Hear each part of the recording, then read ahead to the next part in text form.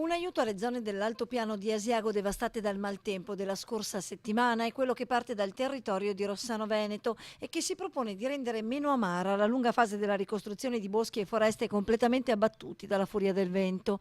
L'idea del sindaco Morena Martini, infatti, è quella di devolvere alla montagna vicentina tutto il ricavato della seconda edizione del progetto Un dolce in comune. Abbiamo invitato tutte le donne rossanesi l'anno scorso a scrivere la loro ricetta del cuore.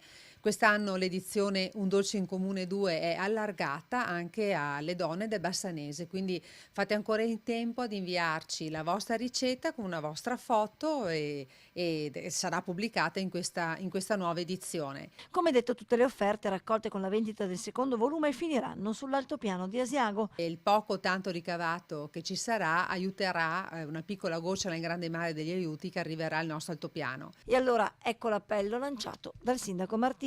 Inviate una ricetta, un dolce in comune chiocciola gmail.com.